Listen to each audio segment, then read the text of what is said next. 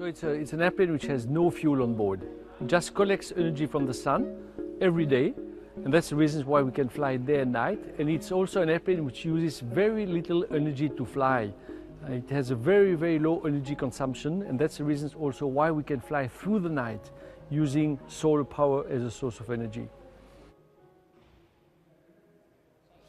So the wingspan of Inpuls 2 is the wingspan of the largest 747. So one of the greatest, so the biggest transport airplane. Why? Because with this size we get more lift and less drag. I mean, we get more benefit and less losses. We have a higher efficiency. And everything in this airplane is developed to be highly efficient to reduce the energy consumption. So the goal is to fly around the world next year with this airplane from one country to the next, but crossing ocean.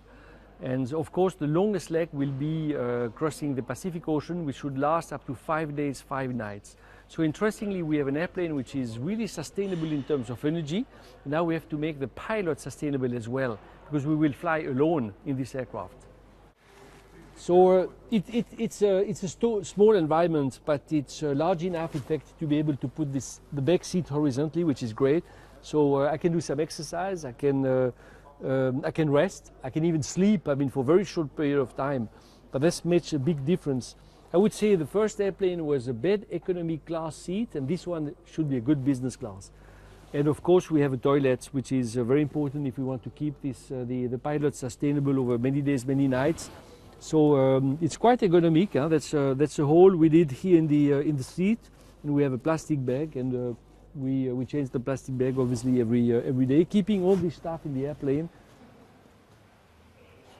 It's very special to fly an airplane like Inpuls, because you can take off with empty batteries in the morning. You can fly the entire day, climb to 9,000 meters, which is the altitude of the airliners, at the same time fill up completely the batteries. So in the evening you have the choice either to land and you can give this energy to the grid, or to fly through the night. And that's also, of course, very special. So I'm not sure how I will feel when I land after crossing the ocean, but I think I know how I will feel before starting crossing this ocean, because that's what I'm thinking about since now many, many years. So a lot of emotions, but also a big responsibility, because it's a huge team, many partners, and you know, when you sit in this airplane, you know that everybody is watching you. So responsibility will be great.